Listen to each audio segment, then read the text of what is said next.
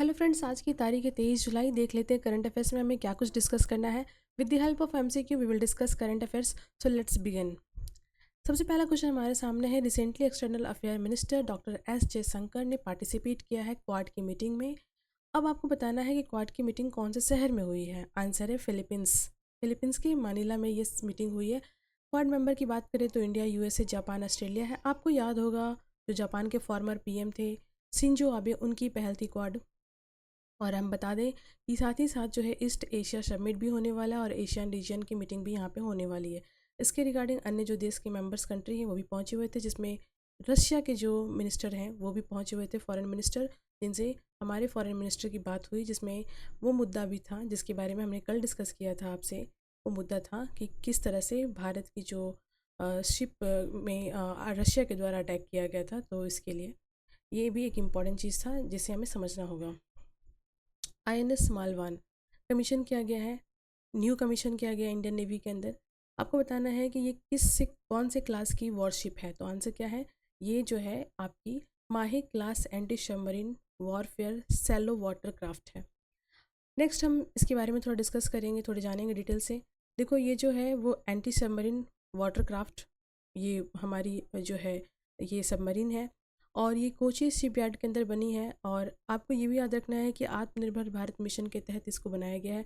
80% इसमें सामग्री जो है, इक्विपमेंट्स जो हैं वो इंडिजिनसली हैं, इंडिजिनस टेक्नोलॉजी यूज़ की गई है।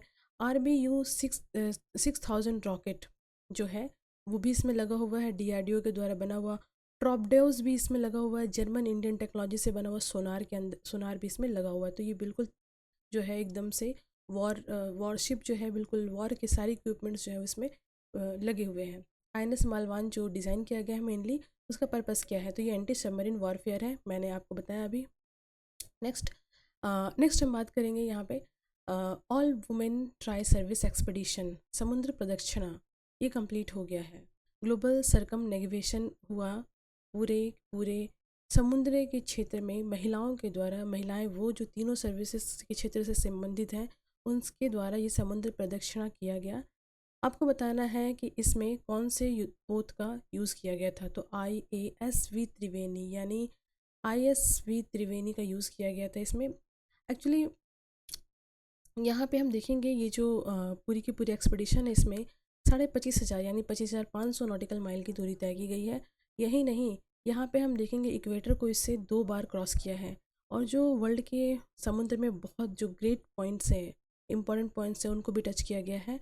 और ये पॉइंट्स हैं आपके कैप्स केप लुईविन जो कि ऑस्ट्रेलिया में है, cap of horn south America में है, और केप ऑफ गुड हॉप जो कि अफ्रीका में है।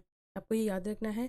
जो भी मेजर हमारे लैटिट्यूड लॉन्गिट्यूड है ओशियन बेल्ट के अंदर, उनको भी टच किया गया है साउदर्न ओशियन बेल्ट में। ये इंपॉर्टेंट, जैसे हम पढ़ते हैं ना 50 डिग्री 40 डिग्री लैटिट्यूड, जो कि काफ़ी इंपॉर्टेंट होता है, ज्योग्राफी में क्वेश्चन बनते हैं वहाँ से। तो इन सभी पॉइंट को टच किया गया है।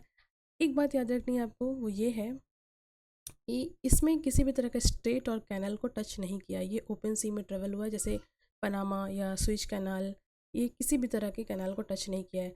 इस पूरे मिशन को जो लीड कर रही थी, वो लीडरशिप आपको याद रखना है, लेफ्टिनेंट कॉलन जो कर्नल थी यहाँ पे, आपको याद रखना अनुजा वारधुकार। और इनके साथ स्क्वाड्रन लीडर जो थी श्रद्धा पी राजू, ये भी डेप्टी एक्सपीडिशन लीडर थी। तो ये याद रखना। नेक्स्ट क्वेश्चन इसी से संबंधित है। समुद्र प्रदक्षिणा अभियान का नेतृत्व किसने किया है। तो याद रखना है आपको, जो लेफ्टिनेंट कर्नल अनुजा वर्धुकार हैं, उन्होंने पार्टिसिपेट किया था। और स्क्वाड्रन लीडर श्रद्धा पी राजू। भारत और लेसेथो की मुख्य रूप से किस क्षेत्र में सहयोग बढ़ाने पर सहमति हुई है। जी हाँ, लेसेथो के मिनिस्टर और हमारे फॉरेन मिनिस्टर एस जयशंकर की मुलाकात हुई, और इस मुलाकात में स्पोर्ट और स्पोर्ट साइंस से संबंधित जो जो क्षेत्र है उसमें ये दोनों देश आगे कोलैबोरेट करेंगे। अगर हम बात करें लेसेथो के बारे में, तो देखो जो इसकी कैपिटल सिटी है वो है मैसेरू। याद रखना है, ये एक बहुत ही जो है बहुत इंटरेस्टिंग कंट्री है, एक शॉर्ट ऑफ कह सकते हैं। देखो सबसे पहले इसे जो है ना किंगडम इन द स्काई कहा जाता है। क्यों कहा जाता है, क्योंकि ये जो है समुद्र से 1000 मीटर की ऊंचाई पर ये देश बसा हुआ है, और ये पूरी तरह से आपके सराउंडेड है साउथ अफ्रीका की में। ठीक है, तो ये भी एक चीज़ है। आपने ऑरेंज रिवर का नाम सुना होगा, वो भी यहीं की मेजर रिवर है। और ये आपको याद रखना, हाईएस्ट पॉइंट जो है यहाँ का वो है तवाना नेतल्याना, ठीक है, जो कि 3482 है। उससे ज़्यादा इम्पोर्टेंट ऑरेंज रिवर है। और ये दोनों देश जो है वो कोचिंग ट्रेनिंग स्पोर्ट्स साइंस में हाई लैटिट्यूड वाले जो एरिया है वहाँ पे कैसे ट्रेनिंग कर सकते हैं, तो इस क्षेत्र में दोनों देश के बीच में वार्ता हुई है।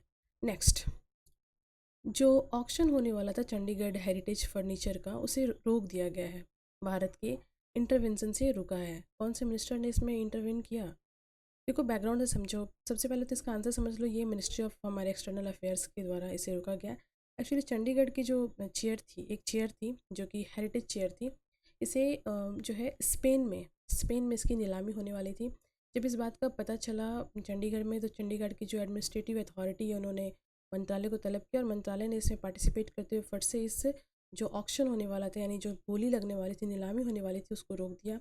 और अब गवर्नमेंट जो इस बात की भी जांच करेगी कि ये जो हेरिटेज चेयर है ये स्पेन पहुंची कैसे, और अगर स्पेन पहुंच भी गई है तो वहाँ से इसे भारत कैसे लाया जा सकता है। तो ये एक इम्पॉर्टेंट चीज़ है और ये भारत के लिए बहुत इम्पॉर्टेंट है। ये मतलब बहुत ही ज़्यादा इम्पॉर्टेंट है और ये जांच का विषय भी है।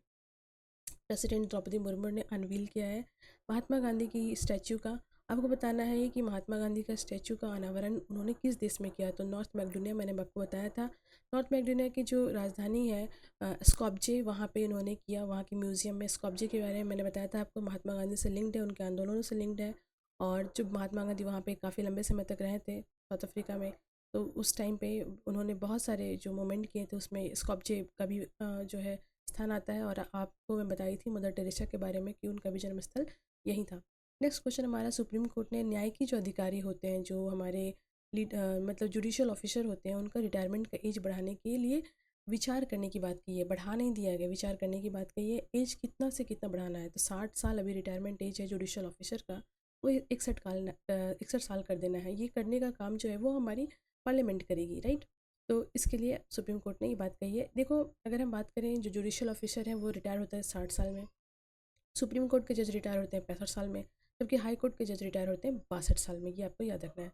चलिए नेक्स्ट हम बात करेंगे, हमारा जो क्वेश्चन है, रूस के विदेश मंत्री जो है ना, तो सार्गो लावरोव से मुलाकात के दौरान डॉक्टर एस जयशंकर ने जो मेन बात पे चर्चा हुई वो क्या थी, तो सेफ्टी जो है, इंडियन जो हमारे सी फेरर्स हैं उनकी सेफ्टी पे बात हुई है, क्योंकि ये बहुत ही दुर्भाग्यपूर्ण घटना जो घटी है, तो ये इम्पॉर्टेंट है, याद रखना है।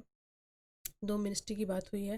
हालांकि रशिया हमारा एक फ्रेंड नेशन है, तो ये हमारे लिए एक मेजर इशू नहीं है, लेकिन कोई भी माइनर जो पॉइंट्स होते हैं उनको इग्नोर नहीं कर सकता है। जब आपकी बात, आपकी सॉवरेनिटी की बात आए, आपकी सिक्योरिटी की बात आए, तो आप छोटे से छोटे पॉइंट को भी टच करते हैं, भले वो आपका फ्रेंड ही क्यों ना हो, तो डिस्कशन तो बनता है।